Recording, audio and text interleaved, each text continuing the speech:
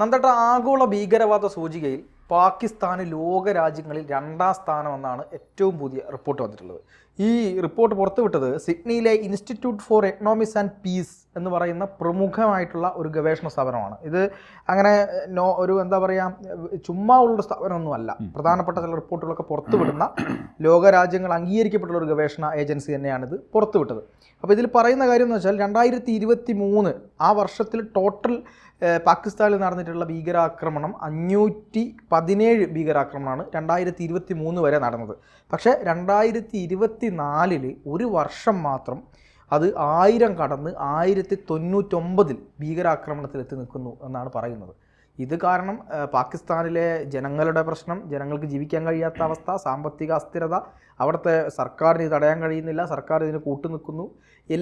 ലോകത്തിലെ എല്ലാ തീവ്രവാദ സംഘടനകളുടെയും ഒരു സംഗമ ഭൂമിയായി പാകിസ്ഥാൻ മാറുന്നു എന്നാണ് ഇപ്പോൾ പുറത്തു വരുന്ന വാർത്തകൾ. ഇതിനോടൊപ്പം ചേർത്ത് വയ്ക്കേണ്ട ഒരു കാര്യം കൂടെ ഉണ്ട്. ഈ പാകിസ്ഥാനെ ഏതെങ്കിലും തരത്തിൽ കുറ്റം പറയുകയാണെങ്കിൽ അപ്പം തന്നെ അതിനെതിരെ പ്രതിഷേധിക്കുന്ന ചില ഫാൻസ് പാകിസ്ഥാൻ ടീംസും കേരളത്തിലുണ്ട് എന്നത് കൂടി കേരളത്തിലാണത് ഉള്ളത്. അതെ അതെ, കേരളത്തിലാണുള്ളത്. അല്ല, ഇങ്ങനെ ഈ ഫാൻസ് ഉണ്ടാവുന്ന പാകിസ്ഥാന്റെ അവസ്ഥയൊക്കെ ഒരു അന്തർദേശീയ തലത്തിൽ തന്നെ വളരെ ശ്രദ്ധിക്കപ്പെട്ടതാണ്. പാകിസ്ഥാനിൽ പുതിയ സംഭവവികാസങ്ങളല്ല. അത് ഏകദേശം എനിക്ക് തോന്നുന്നു മറ്റേ ആദ്യകാലം തുടങ്ങിയിട്ട് ആദ്യത്തെ പാകിസ്ഥാന്റെ നിയമവകുപ്പ് മന്ത്രിയായിരുന്നു യോഗേന്ദ്ര മണ്ഡല്. അദ്ദേഹം നാടുവിടാനുള്ള കാരണം അതാണ്. അതിനെക്കുറിച്ചിട്ട് നിരവധി ആളുകളെ സംബന്ധിച്ച് എഴുതിയിട്ടുണ്ട്. എനിക്കൂടെ അംബേദ്കർ പോലും അതിനെ സംബന്ധിച്ച് പരാമർശിച്ചിട്ടുണ്ട്. അദ്ദേഹം പോരേണ്ടി വന്ന സാഹചര്യം അതാണ്.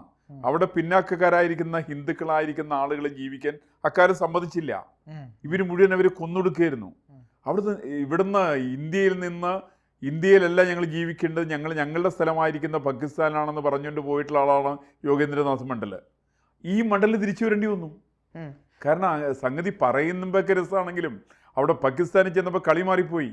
കാരണം ഹിന്ദുക്കൾ ഇവിടെ കൂടുതൽ അധിവസിക്കുന്ന സ്ഥലത്താണ് ഈ പറയുന്ന ഇസ്ലാമിക തീവ്രവാദികൾക്ക് മതേതരത്വമുള്ളത്. സ്വന്തം രാജ്യത്ത് വരുന്ന സമയത്ത് അങ്ങനെയൊന്നുമില്ല. കാരണം ഇവിടെയുള്ള ആദ്യമുള്ള ഇന്ത്യയിലുള്ള ഹിന്ദുക്കളായിരിക്കുന്ന മുഴുവൻ ആളുകളോടും മല്ലടിച്ച് നിന്നിരുന്ന ആളുകൾ പാകിസ്ഥാനിൽ ചെന്ന സമയത്ത് അവർക്ക് മല്ലടിക്കാൻ അവരൊന്നും കിട്ടിയില്ല. അവർ കിട്ടിയ യോഗേന്ദ്രനാഥ് മണ്ഡലിനെയാണ് കിട്ടുക. ഈ മണ്ഡലിൽ കയറി ആക്രമിക്കാൻ തീരുമാനിച്ചു. അതേപോലെ തന്നെ അവിടെയുള്ള ഹിന്ദുക്കളെ ആക്രമിച്ചു. 10-18% ഉണ്ടായിരുന്ന ആളുകൾ ക്രമേണ 1% താഴേക്ക് വരത്തക്ക രീതിയിൽ ഇവരുടെ ആക്രമണം ഉണ്ടായിരുന്നു. അത്തരം ഒരു വലിയൊരു സാഹചര്യം പാകിസ്ഥാനെ സംബന്ധിച്ചുണ്ട്. പാകിസ്ഥാനിൽ ഒരിക്കലും എക്കാലത്തും പാകിസ്ഥാന് ആരെയെങ്കിലും ആക്രമിക്കണം. അത് ഹിന്ദുക്കളെ കിട്ടുന്നവരേക്ക് ഹിന്ദുക്കളെ ആക്രമിച്ചു. ഹിന്ദുക്കളും ക്രിസ്ത്യാനികളും കിട്ടിയപ്പോൾ 2 പേരെ ആക്രമിച്ചു. ഹിന്ദുക്കളും ക്രിസ്ത്യാനികളും ഇല്ലായിരുന്ന സമയത്ത് ഇവർ സമുദായങ്ങൾ തമ്മിൽ ആക്രമണമാണ് പരസ്പരം. ഇപ്പൊ സുന്നികൾ ആക്രമിക്കുന്ന കൂടുതൽ അഹമ്മദിയരാണ് ഇന്നിപ്പോൾ അവിടെ. അഹമ്മദിയർക്ക് അവിടെ പള്ളി പോകാൻ നിവൃത്തിയില്ല. അഹമ്മദിയർക്ക് പോകാൻ പറ്റില്ല. ഷിയകളെ അവിടെ വച്ചു വെറുപ്പിക്കില്ല. ഷിയകൾ എന്ന് പറഞ്ഞാൽ സാക്ഷാൽ മുഹമ്മദ് നബിയുടെ മകളുടെ ഭർത്താവായിട്ടുള്ള അലിയുടെ താവഴിപ്പെട്ടുള്ള ആളുകളാണ്. ആ ഷിയകൾക്ക് അവിടെ ജീവിക്കാൻ സാധ്യമല്ല. അവരെ കൊന്നെടുക്കണം അവിടെ. അപ്പോൾ ഇതിനെ സപ്പോർട്ട് ചെയ്യുന്ന ചില ആളുകൾ കേരളത്തിലുണ്ടാകുന്ന സ്വാഭാവികം തന്നെയാണ് കേട്ടോ. അതിനകത്ത് എനിക്കൊരു അത്ഭുതമില്ല. കാരണം കേരളത്തിൽ അത് ഉണ്ടാകാനുള്ള കാരണം ആദ്യകാലത്തുണ്ടായിരുന്ന കേരളത്തിലെ ചില ഇസ്ലാമിക തീവ്രവാദ പ്രസ്ഥാനങ്ങൾ ഖിലാഫത്തിൻ്റെ സമയത്തൊക്കെ അവരന്ന് പാകിസ്ഥാൻ്റെ രൂപീകരണത്തിന് അനുകൂലമായിരുന്നു. നമ്മുടെ ഈ കഴിഞ്ഞ ഇടയ്ക്ക് പറഞ്ഞ ആ ഒരു മറ്റേ MLA ഒക്കെ ഉണ്ടല്ലോ, അയാളുടെയൊക്കെ മുത്തച്ഛൻ്റെ പഴയകാല പരമ്പരകളിൽ നിന്ന് എടുത്തു നോക്കണം. ഇവരൊക്കെ എന്നെ അനുകൂലിച്ചിരുന്ന ആളുകളാണ്. ഇവർ പിന്നെ എതിർക്കാനുള്ള കാരണം എന്താ വെച്ചിട്ടുണ്ടെങ്കിൽ ഷിയ ആയിരിക്കുന്ന മുഹമ്മദ് അലി ജിന്നയാണ് പാകിസ്ഥാൻ്റെ രൂപീകരണത്തിന് നേതൃത്വം കൊടുത്തത്. ആ ഷിയക്കാരെ അംഗീകരിക്കാൻ ഒരു സുന്നികൾക്ക് പറ്റൂല. അത് പറഞ്ഞ സമയത്താണ് ഇപ്പോഴത്തെ മലപ്പുറം ജില്ലയുടെ പല ഭാഗത്തുമുള്ള ആളുകൾ പാകിസ്ഥാൻ രൂപീകരണത്തിൻ്റെ കൂടെ അല്ലാതെ കണ്ട് ഇവിടെയുള്ള മാപ്പിള ലഹളയ്ക്ക് നേതൃത്വം കൊടുക്കാൻ തീരുമാനിച്ചതിൻ്റെ പിന്നിലുള്ള കാരണം അതായിരുന്നു. അതുകൊണ്ടാണ് ജിന്ന പാകിസ്ഥാൻ ഈ പറയുന്ന മാപ്പിള ലഹളയ്ക്ക് എതിരായിരുന്നു. ഇല്ലെങ്കിൽ ഇവരും പോയേനെ, ഇവരപ്പുറത്തേക്ക് പോയേനും, ഇവരങ്ങോട്ട് പോയേനും, ഇവരിവിടുന്ന് കെട്ടിപ്പോയേനും. എനിക്ക് തോന്നുന്നു ലീഗിന്റെ സംസ്ഥാന അധ്യക്ഷൻ ആരണ്ടോ ഇവിടുന്ന് കെട്ടുമ്പറക്കി പോയിട്ടുണ്ട് അങ്ങോട്ട്. ഇനി അയാളുടെ കുടുംബത്തിന്റെ അവസ്ഥയൊന്നും ആർക്കും അറിഞ്ഞുകൂടാ. അല്ല, അയാൾ മിക്കവാറും സുന്നി ആയിരിക്കും കേട്ടോ. സുന്നിയാണെങ്കിൽ കുഴപ്പമുണ്ടാവാൻ യാതൊരു സാധ്യതയില്ല. പക്ഷേ സുന്നികളെ ആദ്യം ഹിന്ദുക്കളെയും ക്രിസ്ത്യാനികളെയും, അതിനുശേഷം അഹമ്മദിയരെ, അതിനുശേഷം ഷിയകളെ, ഇത് ഒന്നുമില്ലാണ്ടായി കഴിഞ്ഞിട്ടുണ്ടെങ്കിൽ അവർ പല സ്ഥലത്തും ഇപ്പം ഞാൻ മനസ്സിലാക്കുന്നത് സുന്നികൾ തമ്മിൽ സംഘർഷം തുടങ്ങിയിട്ടുണ്ട്. തമ്മിലടിച്ച് തീരുക. ഇതെങ്ങനെയെങ്കിലും ചാവണമെന്നുള്ള ഒറ്റ ഉദ്ദേശം ഇവരെ സംബന്ധിച്ചുള്ളൂ. ഇവർക്ക് മരിക്കണം. കാരണം മരിച്ചാൽ മാത്രമേ, കഴിഞ്ഞ ദിവസം ഇവിടുത്തെ ഏതൊരാൾ പറഞ്ഞല്ലോ, ഞങ്ങൾ മരിക്കുകയാണെങ്കിൽ വലിയ നേട്ടം എന്താണെന്ന് വെച്ചിട്ടുണ്ടെങ്കിൽ സ്വർഗത്ത് പോവാം. അപ്പോൾ ഞങ്ങൾക്ക് ഇവിടെ എന്താ പറയുക, എല്ലാ ആഗ്രഹമുണ്ട് സ്ത്രീകളെ കാണുമ്പോൾ ചുംബിക്കാൻ തോന്നും, അത് തോന്നാത്തോണ്ടല്ല. ഞങ്ങൾക്ക് സ്ത്രീകളെ കെട്ടിപ്പിടിക്കാൻ തോന്നാത്തോണ്ടല്ല. ഏതൊരു തങ്ങൾ പറഞ്ഞാൽ അടുത്ത ദിവസം നമ്മൾ വീഡിയോയിൽ കേട്ടിരുന്നു, ഞങ്ങൾക്ക് സ്ത്രീകളെ ബലാത്സംഗം ചെയ്യാൻ തോന്നാത്തോണ്ടല്ല, പിന്നെ ഞങ്ങൾ ചെയ്യാത്ത കാരണം എന്താ വെച്ചിട്ടുണ്ടെങ്കിൽ ഇപ്പം ചെയ്യണം ഞങ്ങൾക്ക് പിന്നെ ചെയ്യാൻ പറ്റിയില്ലെങ്കിലും എന്ന് വിചാരിച്ചിട്ടാണ്. ഇതെല്ലാം അവിടെ ഉണ്ടല്ലോ, അവിടെ ഉണ്ട്, മനോഹരമായത് അവിടെ ഉണ്ട്. മനോഹരമായിട്ടുള്ള അവിടെ ഹൂറികൾ ഇഷ്ടം പോലെ, ഒരാൾക്ക് 42 വെച്ചുകൊണ്ടാണ് അവിടെ അള്ളാഹു തയ്യാറാക്കി എടുത്ത് വെച്ചിരിക്കുന്നത്. അപ്പോൾ അവരെ പ്രാപിക്കാൻ വേണ്ടിയിട്ട് പരിശ്രമിക്കുന്ന ഇവർക്ക് കേരളത്തിൽ പറ്റാത്തതുകൊണ്ട് മാത്രം, വേണ്ടാന്ന് വിചാരിച്ചുകൊണ്ടല്ല, മോഹമില്ലാത്തതുകൊണ്ടല്ല, ഞങ്ങൾ അള്ളാഹുവിനെ പേടിച്ചിട്ടാണ്, അള്ളാഹു ഇവിടെ ഞങ്ങൾ ചെയ്താൽ അവിടെയും കൂടി കിട്ടിയില്ലെങ്കിലോ എന്ന് വിചാരിച്ചിട്ടാണ് അവിടെ ചെയ്യാൻ വേണ്ടിയിട്ടാണെന്ന് പറയുന്ന ആളുകൾ. ഈ പറയുന്ന ആളുകൾ സ്വാഭാവികമായിട്ട് ഇവർക്ക് പാകിസ്ഥാനെ പിന്താങ്ങാതിരിക്കാൻ പറ്റൂല. അതിൽ ഒരു ചെറിയൊരു കാര്യം പറഞ്ഞോട്ടെ. അതായത് ഈ അടുത്ത് കഴിഞ്ഞ ദിവസം ഞാനൊരു വീഡിയോ ഉണ്ടായിരുന്നു. ആ വീഡിയോയിൽ പറയുന്നത്, ഒരു ഇസ്ലാമിക പണ്ഡിതൻ പറയുന്നത്, ഈ ഇസ്ലാമായി ജനിച്ച ഒരാളുടെ ശരീരത്തിലെ അവയവം അതിൻ്റെ ഉടമ എന്ന് പറയുന്നത് അള്ളാഹു ആണ്. അതിലൊരു സംശയവുമില്ല. അങ്ങനെയുള്ള ഒരാൾ അവയവദാനത്തിന് വേണ്ടി ഒരിക്കലും ഇറങ്ങി പുറപ്പെടരുത് എന്ന് പറഞ്ഞുകൊണ്ടിരുന്ന അദ്ദേഹം അതിന് തൊട്ടിപ്പുറത്ത് കാണിക്കുന്നത് ഈ അബ്ദുൽ നാസർ മദനി വൃക്കരോഗം ബാധിച്ചിട്ട് വൃക്ക മാറ്റി വെക്കുന്നതാണ്. ഇയാൾക്ക് വൃക്ക കൊടുക്കണമെങ്കിൽ ഒരാൾ കൊടുക്കണമല്ലോ. അപ്പോൾ ഇവരുടെ ആവശ്യം വരുന്ന സമയത്ത് ഈ പറഞ്ഞ അള്ളാഹുവിൻ്റെ രീതികളും തീരുമാനങ്ങളും ഒക്കെ എടുത്ത് തോട്ടിൽ കളയുകയും ഇനി വേറൊരാൾക്ക് ആവശ്യം വരുന്ന സമയത്ത് ഇല്ല ഞങ്ങളത് കൊടുക്കാൻ പറ്റൂല എന്ന് പറയുകയും ചെയ്യുന്ന ഒരു രീതിയിലേക്കും കൂടെ കാര്യങ്ങൾ പോകുന്നുണ്ട്. അല്ല, അങ്ങനെയാണ് ഇവർ പോകുന്നത്. ഇവർ അള്ളാഹുവിൻ്റെ പേരിൽ, ദൈവത്തിൻ്റെ പേരിൽ ഇവർ കട്ടിക്കൂട്ടുന്ന പേക്കൂത്തുകൾ എനിക്ക് ഇവരെങ്ങനെ പണ്ഡിതെന്ന് പറയുന്നത് മനസ്സിലാവുന്നില്ല. ഇവർക്ക് എന്തിലാണ് ഇവർക്ക് പാണ്ഡിത്യമുള്ളത്? ഇവർക്ക് പാണ്ഡിത്യത്തിലോ, വ്യഭിചാരത്തിലോ, അക്രമത്തിലോ, കൊലപാതകത്തിലോ, ഏതിലാണ് ഇവരുടെ പാണ്ഡിത്യമുള്ളത്? ഞാൻ സാധാരണ ചില ആളുകൾക്ക് പറഞ്ഞേക്കാറുണ്ട്, ഇസ്ലാമിക പണ്ഡിതന്മാർ എങ്ങനെ, ഇസ്ലാമിക പണ്ഡിതൻ എങ്ങനെയാവുന്നത്? ഇവർക്ക് ഖുറാനെ കുറിച്ച് വിവരമുണ്ടോ? ഹദീസിനെ കുറിച്ച് ഇവർക്ക് വിവരമുണ്ടോ? ഇവർക്ക് ഒന്നിനെക്കുറിച്ചും വിവരമൊന്നുമില്ലല്ലോ. ഇവർക്കാകെ സാധിക്കുന്നത് മുസ്ലിം സ്ത്രീകൾക്കെതിരായിട്ട് ശബ്ദമുയർത്താനുള്ള കപ്പാസിറ്റി ഉണ്ട്. അതിന് ഇവർ ചില ഫത്വകൾ പുറപ്പെടുവിക്കും.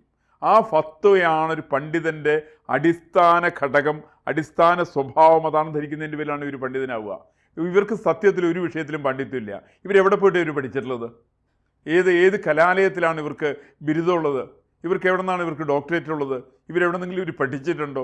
ഇവർ ഏത് സ്ഥലത്ത് പോയിട്ടാണ് ഇവർക്ക് വിദ്യാഭ്യാസം സിദ്ധിച്ചിട്ടുള്ളത്? ഇവർ ആ മദ്രസയിൽ പോയിട്ടുള്ളതാണപ്പോൾ.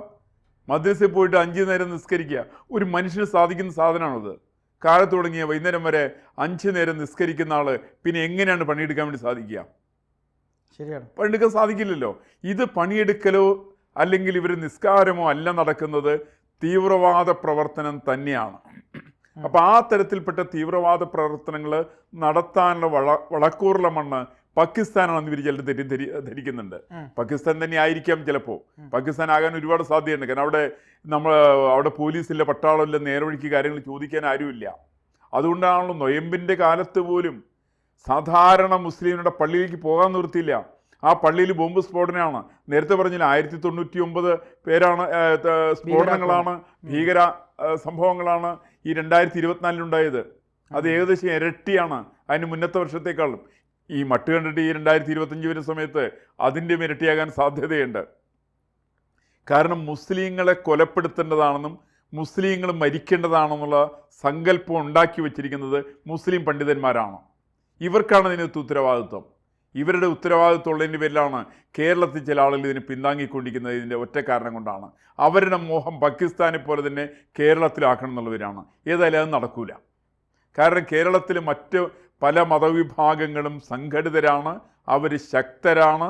കേരള സർക്കാർ നടപടി എടുത്തിട്ടില്ലെങ്കിൽ പോലും കേരളത്തിലെ സാമാന്യ ജനങ്ങൾ നടപടിയെടുക്കും. അതുകൊണ്ടാണല്ലോ ഇവിടെ സ്റ്റേജ് കയറണ്ടെന്നൊക്കെ, പെങ്കൊച്ചി കയറണ്ടെന്നൊക്കെ പറഞ്ഞ സമയത്ത് ശക്തമായിട്ട് അതിനെ എതിർക്കാൻ വേണ്ടിയിട്ട് മുസ്ലിങ്ങൾ തയ്യാറായി. ഇന്നിപ്പോൾ ആരെ ഏറ്റവും കൂടുതൽ മുസ്ലിങ്ങൾക്കെതിരായിട്ട് രംഗത്ത് വരുന്നത്? ഇസ്ലാമിക തീവ്രവാദത്തിനെതിരായിട്ട് കേരളത്തിൽ ശക്തമായിട്ട് മുമ്പോട്ട് വരുന്നത് എക്സ് മുസ്ലിങ്ങളാണ്. അവരാണ് പണ്ഡിതന്മാർ. അവരാണ് വിഷയങ്ങൾ പഠിച്ചിട്ടുള്ളത്. അവർ വിഷയങ്ങൾ പഠിച്ച് പൊതുസമൂഹത്തെ പഠിപ്പിക്കത്തക്ക രീതിയിൽ കൃത്യമായിട്ട് വിഷയങ്ങൾ പൊതുസമൂഹത്തിന് മുമ്പിൽ അവർ അവതരിപ്പിക്കുന്നുണ്ട്. അവതരിപ്പിക്കുന്ന സമയത്ത് ഈ സോക്കോൾഡ് പണ്ഡിതന്മാരെ സംബന്ധിച്ച് അവർക്കിതിനൊന്നും കൃത്യമായിട്ട് ഉത്തരങ്ങളൊന്നുമില്ല.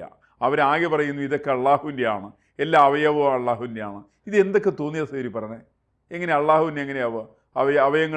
അവയവം ദൈവത്തിൻ്റെയാണെന്നൊക്കെ പറഞ്ഞാൽ എങ്ങനെയാണ്? നമ്മുടെ ശരീരമല്ലേ, നമ്മളുടെ ശരീരമാവുന്ന സമയത്ത് അതിൻ്റെ ഇന്ന ഭാഗം ബ്ലഡ് കൊടുക്കണോ അല്ലെങ്കിൽ വൃക്ക കൊടുക്കണോ കരൾ കൊടുക്കണോ തീരുമാനിക്കണം, നമ്മൾ തീരുമാനിക്കണം.